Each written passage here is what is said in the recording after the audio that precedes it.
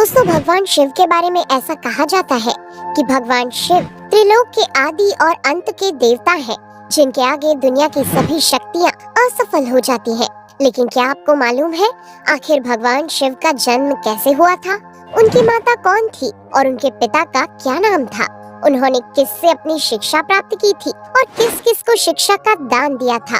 अगर नहीं तो चलिए, क्योंकि इस वीडियो के माध्यम से हम आपके इन्हीं सभी सवालों का जवाब देने वाले हैं, इसलिए प्लीज इसे स्किप किए बिना एंड तक जरूर देखना। दोस्तों, आज सबसे पहले भगवान शिव के जन्म से जुड़ी पहली कहानी यानी शिव पुराण की एक लोकप्रिय कथा के बारे में बताने वाले हैं। शिव पुराण के अनुसार भगवान शिव को स्वयंभू माना जाता है, जिसका मतलब होता है कि भगवान शिव का जन्म स्वयं ही हुआ था। यानी कि इससे एक बात तो साफ हो जाती है कि ना ही भगवान शिव की कोई माता है और ना ही उनके कोई पिता है। इसी कारण से भगवान शिव पंच तत्वों से भी परे हैं, जिस कारण से इन्हें मृत्यु का भी कोई भय नहीं है और इनकी मृत्यु कभी नहीं हो सकती। पर अब बात करते हैं विष्णु पुराण में बताई गई भगवान शिव के जन्म से जुड़ी हुई एक और कहानी के बारे में। विष्णु पुराण में बताया गया है कि भगवान विष्णु के माथे से निकलने वाले तेज के कारण भगवान शिव की उत्पत्ति हुई थी और उनके नाभि से निकलते हुए तेज से कमल पर विराजमान ब्रह्मा जी का जन्म हुआ था। मगर दूसरी ओर भगवान विष्णु के जन्म के बारे में शिव पुराण में बताया गया है कि एक बार की बात है जब भगवान शिव अपने घुटने मल रहे थे और उनके घुटनों से निकलने वाले मैल से भगवान श्री विष्णु जी का जन्म हुआ था। पर अगर ऐसा हुआ है तो विष्णु पुराण और शिव पुराण एक दूसरे से बिल्कुल अलग हैं। इस कथा के अलावा भगवान शिव के जन्म की एक और पौराणिक कथा काफी ज्यादा पॉपुलर है, जिसे शायद आपने बड़े बुजुर्गों से सुना होगा। पर अगर नहीं सुना तो आपकी जानकारी के लिए बता दें कि एक बार की बात है जब भगवान विष्णु और परम ब्रह्मा जी के बीच इस बात पर बहस छिड़ गई थी कि आखिर इस संसार में सबसे महान कौन है। और जब भगवान विष्णु और भगवान ब्रह्मा इस बात को लेकर बहस कर रहे थे तो एक जलते हुए खम्बे के रूप में महादेव उनके बीच आए थे। दोस्तों, वो दोनों इस रहस्य को नहीं समझ पाए और तभी अचानक से एक आवाज आई जिसने कहा कि जो भी इस खम्बे का छोर ढूंढ लेगा वही सबसे महान कहलाएगा। ऐसा सुनते ही ब्रह्मा जी ने एक पक्षी का रूप लिया और खम्बे का ऊपरी हिस्सा ढूंढने निकल गए। वहीं विष्णु जी ने वराह का रूप धारण किया और खम्बे का अंत ढूंढने निकल गए। बहुत देर तक खोजने के बाद भी दोनों में से किसी को भी खम्बे का छोर नहीं मिला और दोनों हार मानकर वापस आ गए। जिसके बाद भगवान शिव अपने असली रूप में आए और फिर भगवान विष्णु और ब्रह्मा जी ने ये मान लिया कि महादेव ही सबसे महान और शक्तिशाली हैं। इनसे बड़ी शक्ति इस दुनिया में कोई नहीं है। इसके साथ ही शिव पुराण में बताया गया खम्बा इस बात को दर्शाता है कि ना ही भगवान शिव जन्मे थे और ना ही उनका कोई अंत है। और एक कारण तो यही है कि भगवान शिव को स्वयंभू कहा जाता है, यानी भगवान शिव का अंत है ही नहीं, वे अमर हैं।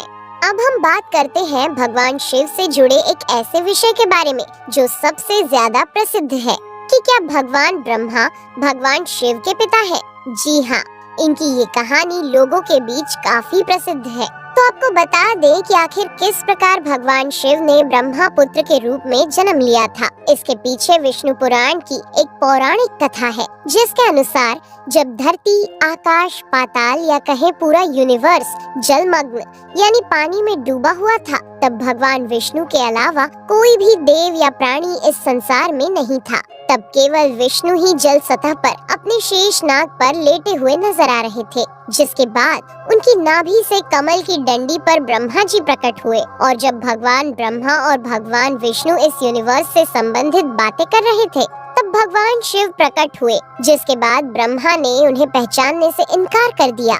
इस कारण से भगवान शिव रूठ गए और उनके रूठ जाने के कारण भगवान विष्णु ने उन्हें दिव्य दृष्टि प्रदान कर ब्रह्मा जी को भगवान शिव की याद दिलाई। जिसके बाद भगवान ब्रह्मा को अपनी गलती का एहसास हुआ और शिव से क्षमा मांगते हुए उन्होंने उनसे अपने पुत्र रूप में पैदा होने का आशीर्वाद मांगा। जिस कारण से भगवान शिव ने भगवान ब्रह्मा की प्रार्थना को स्वीकार करते हुए उन्हें ये आशीर्वाद दे दिया। लेकिन इसके बाद जब भगवान ब्रह्मा ने इस सृष्टि की रचना शुरू की तो उन्हें एक बच्चे की जरूरत पड़ी और तब उन्हें भगवान शिव का आशीर्वाद ध्यान आया, जिसके लिए भगवान ब्रह्मा ने तपस्या की और बालक के रूप में भगवान शिव उनकी गोद में रोते हुए प्रकट हुए। आपको बता दें कि ये भगवान शिव का एकमात्र बाल रूप है।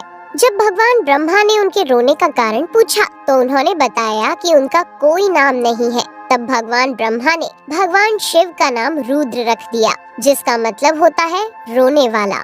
पर इसके बावजूद भी भगवान शिव चुप नहीं हुए, इसलिए ब्रह्मा ने उन्हें दूसरा नाम दिया। पर शिव को वो नाम भी पसंद नहीं आया और फिर भी वे चुप नहीं हुए। इस तरह शिव को चुप कराने के लिए भगवान ब्रह्मा ने भगवान शिव को 108 नाम दिए थे, जो रुद्र, शर्व, भाव, उग्र, भीम, पशुपति, ईशान और महादेव जैसे नाम थे। और शिव पुराण के अनुसार उनके ये नाम पृथ्वी पर लिखे गए थे।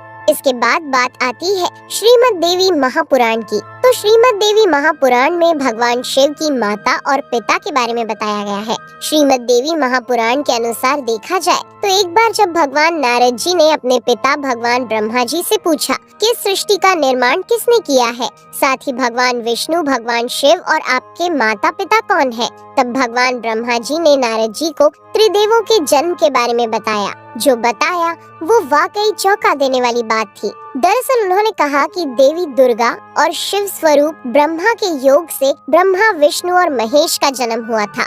यानी प्रकृति का रूप लिए माँ दुर्गा ही हम तीनों की माता है और ब्रह्मा यानी काल सदाशिव हमारे पिता है। इसके साथ ही श्रीमद् देवी महापुराण में भी भगवान विष्णु और भगवान ब्रह्मा के बीच हुए झगड़े की एक कहानी मिलती है, जिसके अनुसार एक बार श्री ब्रह्मा जी और विष्णु जी में झगड़ा हुआ और दोनों में बहस छिड़ी हुई थी। तब भगवान ब्रह्मा ने कहा कि सृष्टि को मैंने बनाया है और मैं ही प्रजापिता हूँ, जिसके जवाब में भगवान विष्णु जी ने कहा कि मैं आपका पिता हूँ, क्योंकि आप मेरी नाभि से निकले हुए कमल से पैदा हुए हैं। और धीरे धीरे कर ये बहस बढ़ती गई। दोस्तों, इसके बाद इन दोनों का झगड़ा सुनकर सदाशिव वहाँ पहुँचे और उन्होंने कहा कि पुत्रों, मैंने ही तुमको इस संसार को बनाने और इसे संभालने के केवल 2 काम दिए हैं। इसी प्रकार मैंने शंकर और रुद्र को संहार और तिरोगति के कार्य दिए हैं। इसके साथ ही उन्होंने कहा कि मेरे 5 मुख हैं।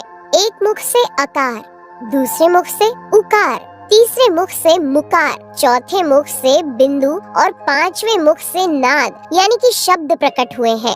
उन्हीं 5 को एक साथ मिलाकर देखा जाए तो एक अक्षर ओम बनता है, जिसे आज हम सभी भगवान शिव के मूल मंत्र के रूप से जानते हैं। इतना कहने के बाद भगवान ब्रह्मा और विष्णु दोनों ही समझ गए कि भगवान शिव से ज्यादा शक्तिशाली इस दुनिया में कुछ भी नहीं है और दोनों ने भगवान शिव को प्रणाम किया और चले गए। चलिए दोस्तों, अब जब आप भगवान शिव के बारे में इतना तो जान ही चुके हैं, तो क्या आपको पता है कि आखिर भगवान शिव ने किससे शिक्षा प्राप्त की थी और उनके गुरु कौन थे?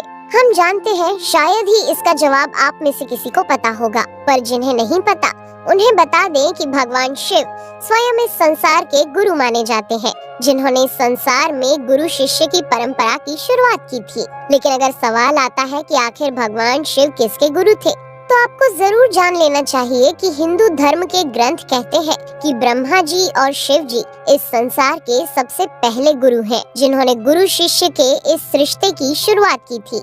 जहां भगवान ब्रह्मा ने अपने मानस पुत्रों को शिक्षा प्रदान की थी, वहीं भगवान शिव ने अपना ज्ञान केवल अपने 60 शिष्यों को दिया था। यानी भगवान शिव 60 शिष्यों के गुरु थे और वे जिन शिष्यों के गुरु थे उन्हें आज के समय में सप्त ऋषियों का दर्जा दिया गया है। तो दोस्तों, ये थे भगवान शिव के जन्म से जुड़े हुए कुछ फैक्ट्स, जो आपको कैसे लगे हमें कमेंट करके जरूर बताइए। साथ ही अगर आपको वीडियो पसंद आया हो तो इसे लाइक और चैनल को सब्सक्राइब करना बिल्कुल ना भूलें। धन्यवाद।